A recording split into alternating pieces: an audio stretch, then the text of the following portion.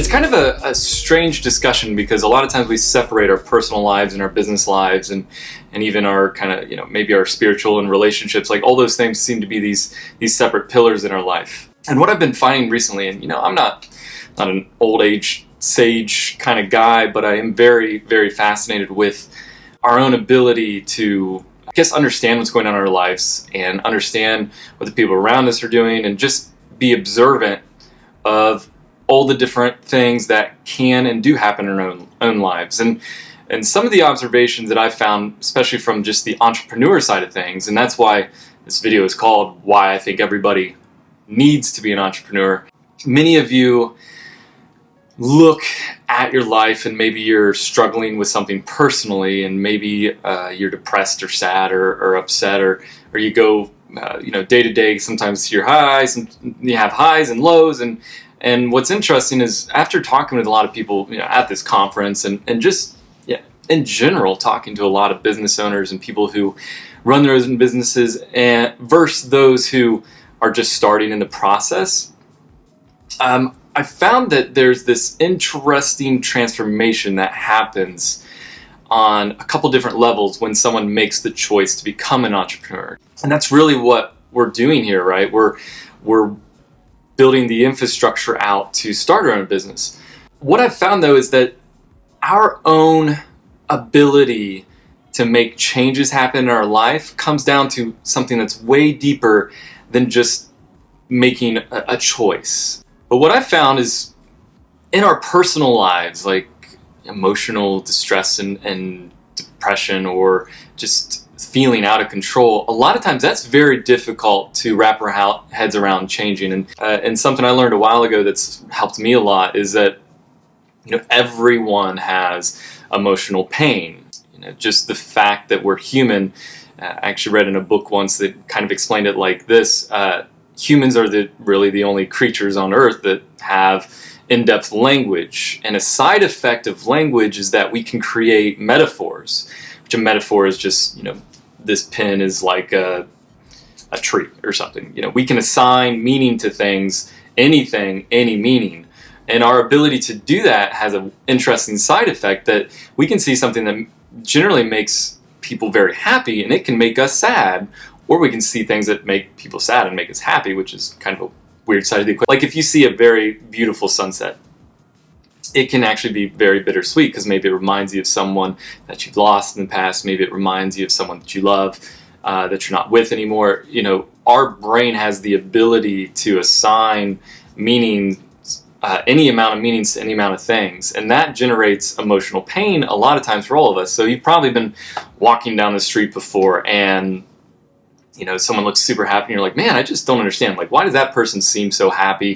And you probably have friends like that, like, wow, they're just happy all the time. The truth is, everyone in your life, me included, everyone has different levels of emotional pain. And depending on how engaged you are with your own environment, that pain level may be very high. Especially very observant people have kind of this side effect of they think about or they experience that emotional pain a lot more than maybe the average person. So you might fall into that category, right? You may get down on yourself from time to time, or maybe every 30 minutes. It just really depends on where you fall in that scale.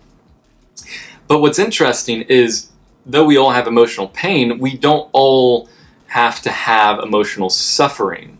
So pain and suffering are two different things, and you can't have suffering without pain, but the suffering is more of a choice. And what I mean by choice is you have to choose to interact with that emotional pain. And this is really the only in-depth psychological thing that I understand about my own brain, is that yes, from time to time and daily and weekly, especially when under a lot of stress, I'll go to kind of a dark place. Like I'll see what's going on and I'll start feeling this emotional pain come up because I'm assigning this, that, or the other problem to myself as a person. And then those negative thoughts start to creep in a little bit, right? Personally, I have to spend a decent amount of my time looking at those thoughts and saying, well, that's just kind of natural. Like you're under a lot of pressure, or you're trying to make change that is tough, or you're outside your comfort zone. A lot of the things we do as entrepreneurs push us into this kind of weird place where we question everything we do, especially when you start, putting your face out there. Like, are people going to judge me? What if they say something mean about me? Like, we start getting these negative thoughts going. But it's our job to look at them very closely and understand that we have the option of interacting with them or not. So accepting that they're going to happen, accept the negative thoughts, that they're just going to be there, but we have a choice whether we interact or not. Over time, once you understand that, like knowing's half the battle, right? Once you understand that pain's going to be there from time to time, you'll start to be able to recognize it. So when it comes in, maybe you're trying something for the first time. Maybe you're shooting a video like this for the very first time, and you mess up and you say, wow, I suck. I'm not good at this. And well, of course you're not. You just started. Like, you're going to not be good every single time at everything you start. So those negative thoughts creep in to kind of protect yourself. It's almost like a self-defense mechanism, like stop yourself from trying so that you don't feel that pain anymore. But our job as entrepreneurs, or just people who want to grow, is not to interact with those thoughts. Let them pass. The book I read about this kind of described it as watching a battle happen on a battlefield. You can either choose to interact with the battle, or you can just observe it.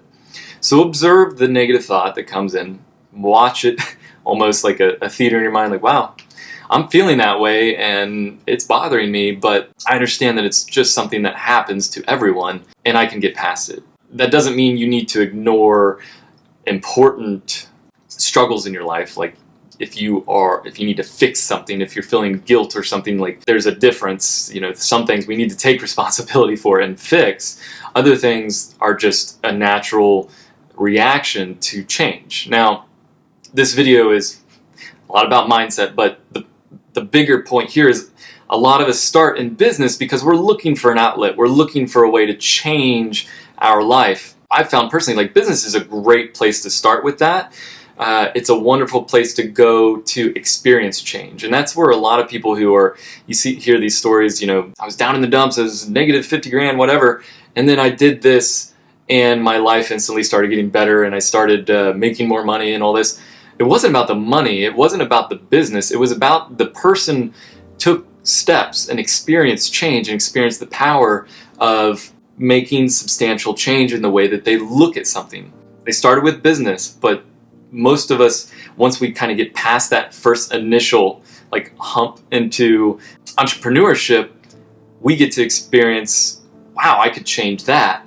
So I can change other things. I can be empowered to make changes and make decisions in my life. And a lot of times when we're in school and when we're raised, and just depending on our backgrounds, we didn't get a lot of that reinforcement of, hey, you can make change in your life. Hey, you can make a difference in your own life and even others, positive change.